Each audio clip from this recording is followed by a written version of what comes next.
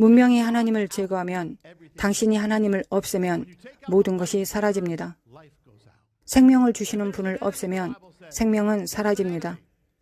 성경에서 적이 있는데 그는 거짓말쟁이이자 살인자라고 불린다고 말하고 있습니다.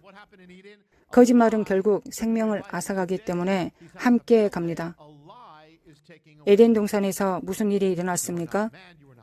거짓말이 생명을 앗아갔고 적은 아주 신이 났습니다. 남자도 아니고 여자도 아닙니다. 그것은 죽음입니다.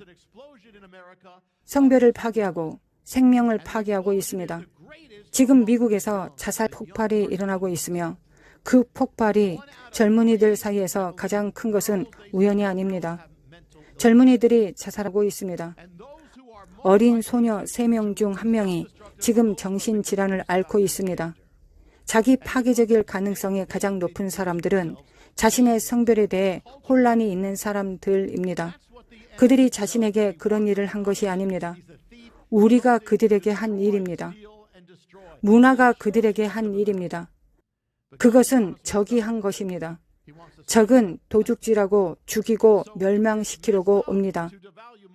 사탄은 확실히 미국을 엉망으로 만들었습니다. 그러나 하나님은 우리가 엉망이 되는 것을 원하지 않으십니다.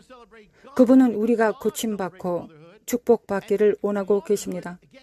엉망이 되어 모성과 여성성을 격화시키고 있다면 우리가 하나님을 기억하고 존중하고 소중히 여기고 하나님을 찬양하는 것이 생명을 우리에게 주는 것이 될 것입니다. 하나님은 모성을 소중히 여기시기 때문입니다.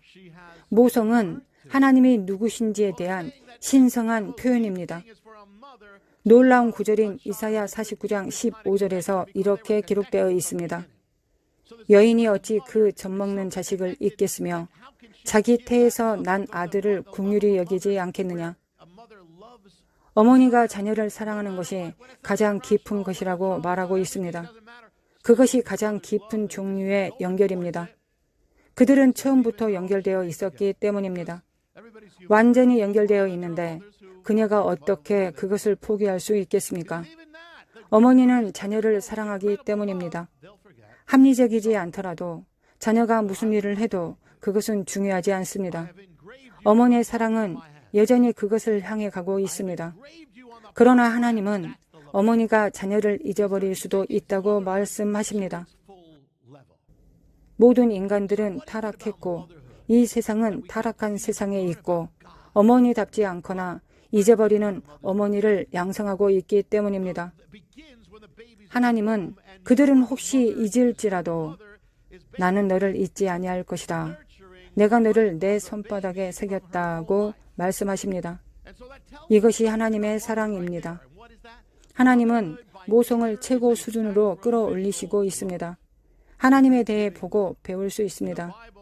어머니의 사랑에 대한 처음은 아기가 뱃속에 있을 때 시작됩니다. 어머니가 하는 일은 근본적으로 자신의 생명에서 아기의 생명을 키우는 것입니다. 그것은 모성에 대한 어떤 것을 말해줍니다. 본질적으로 모성은 희생적인 사랑입니다. 하나님은 사랑이십니다. 희생은 하나님과 연결되어 있습니다. 본질적으로 모성은 희생적인 사랑입니다. 헌신적으로 주는 사랑입니다. 희생은 하나님과 연결되어 있습니다.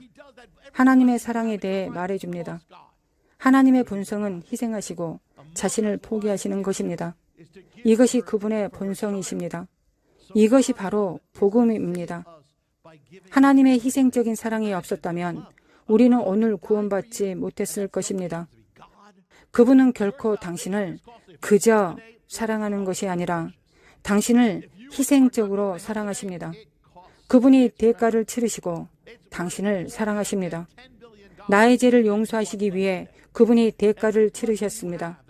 저는 죄를 용서받고 싶을 때마다 그것을 말합니다. 그렇게 하도록 그분이 대가를 치르셨기 때문입니다. 당신의 삶에 있는 모든 축복은 하나님이 자신의 생명을 바쳐 대가를 치르신 것입니다.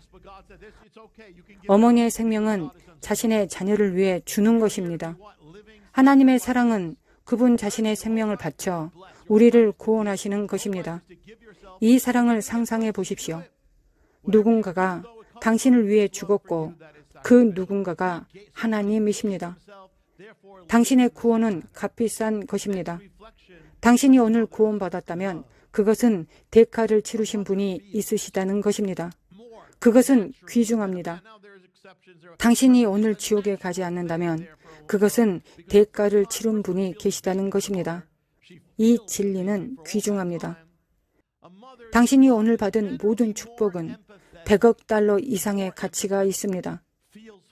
당신이 가진 모든 축복은 하나님을 나의 아버지라고 말할 수 있고 이를 위해 하나님께서 대가를 치르셨다는 것입니다. 그러므로 당신의 구원의 소중함에 합당하게 살아가십시오. 당신의 믿음은 하나님의 희생에 기초하고 있습니다. 그러므로 믿음에 합당하게 살아가십시오. 당신이 하나님을 위해 희생할 수 있습니다. 당신은 하나님께 헌신을 원하고 이것을 원하지만 하나님께서는 괜찮다, 그러지 않아도 된다고 말씀하셨습니다. 왜냐하면 하나님이 훨씬 더 많은 일을 하셨기 때문입니다. 우리는 우리의 희생으로, 우리의 헌신으로 생명을 취한 것이 아닙니다.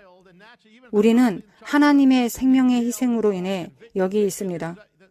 당신의 삶이 하나님과 같이 축복하는 것이고 당신의 전 삶이 자신을 주는 것임을 상상해 보십시오. 당신이 그것을 행하면서 축복을 받을 것입니다. 당신이 무엇을 하든 그것은 당신을 위한 그분의 사랑에서 비롯된 것입니다. 그것은 희생적입니다. 그분은 누군가를 위해 자신을 바치셨습니다. 그러므로 같은 방식으로 살아가십시오.